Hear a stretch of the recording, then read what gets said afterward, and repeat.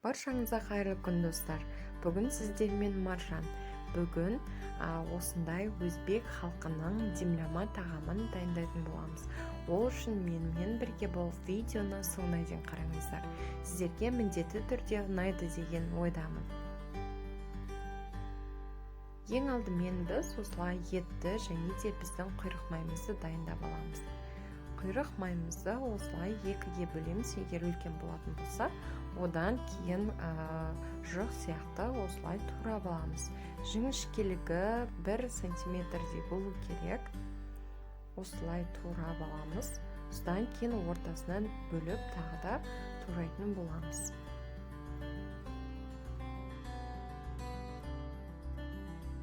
Не осылайынан тағы да турап болған соң ортасынан бөліп және турап аламыз. Және барлық құйрық майымызды осылай турауымыз қажет.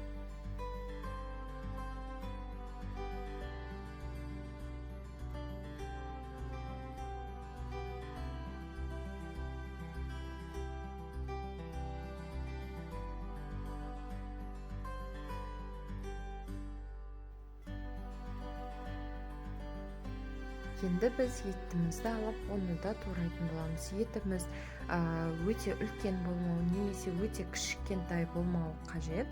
Ең бастысы орташа болу керек. Осылай етіміздің барлығын турап аламыз.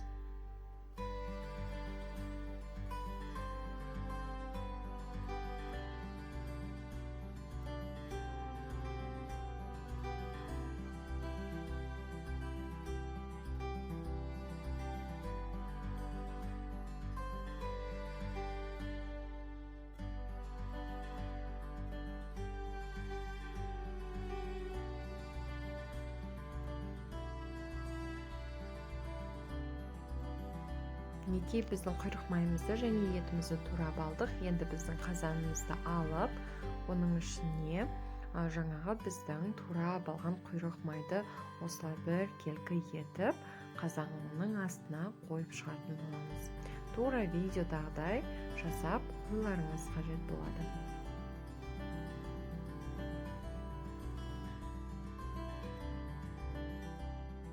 Мінекей қазанның астына құйрық майды орналастырып болдық. Енді үстінен тұз себеміз және де оны болған соң зира сеуіп шығамыз. Содан кейін біздің кинзамызды себетін боламыз.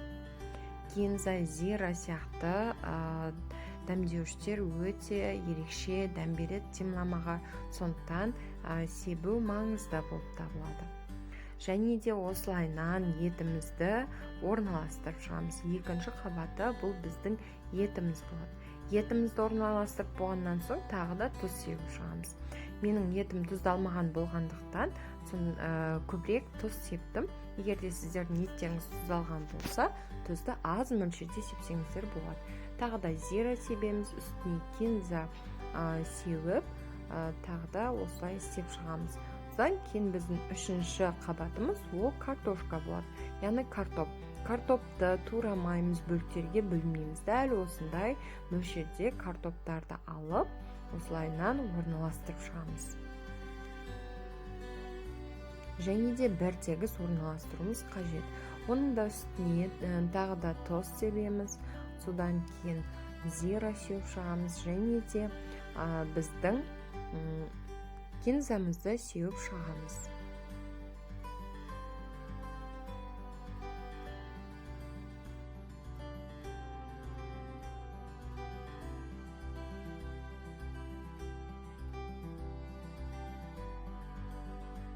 Енді біз сәбіздерді осындай қалыңдау бөліктерге бөліп аламыз да, осылай ашық жерлеріне орналастырып шығамыз.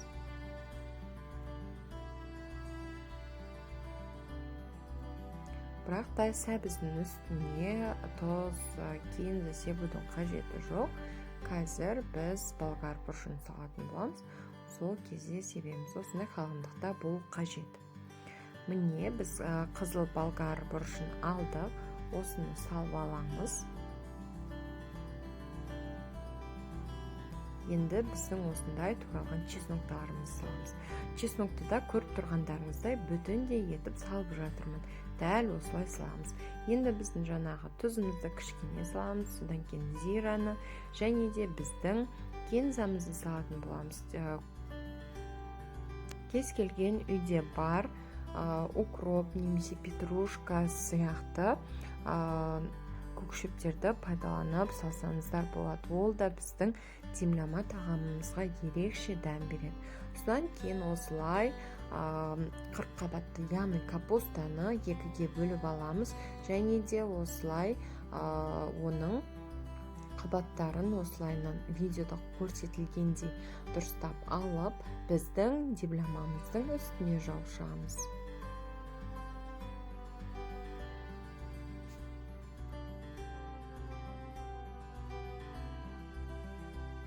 Қабатымыздың, яғни капустаның кішкене бөлігін ашық қалдырамыз, себебі жарты пиала су құйып жібереміз.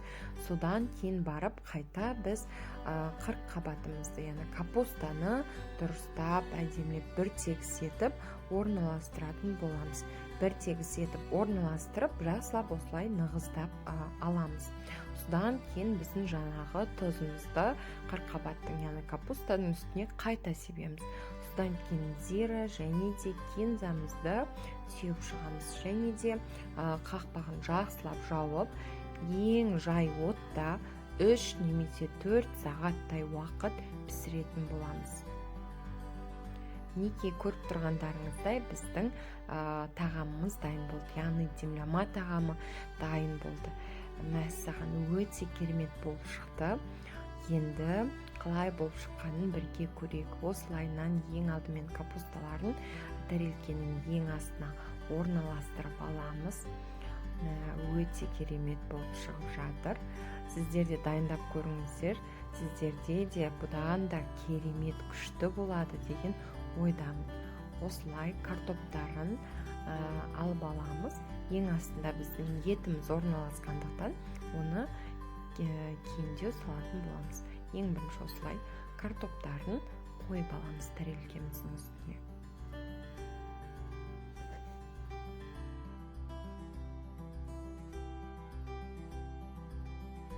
Неге енді еттерімізді тамағымыздың үстіне салатын боламыз. Өте ерекше болып шығады. Барлығын осылай дұрыстап салып аламыз. Ең маңыздысы біздің капустаның суы шығады. Сол суын, майлы суын осылайынан құйып аламыз. Өте ерекше дәмді болады. Жасап көруге, істеп көруге, отбасыларыңызды дәмді тамақтармен қуантуға сіздерге кеңес берем. Осы менің рецептіммен істеп көріңіздер. Бір істегеннен керемет, өте күшті болып шығады деген ойдамын. Міне достар, осымен өзбек халқының демлама тағамы дайын болды. Видео ұнаса, лайк басып, комментарий қалдыруды ұмытпаңыздар. Және де менің каналыма тіркеліп қойыңыздар. Қош, сау болыңыздар.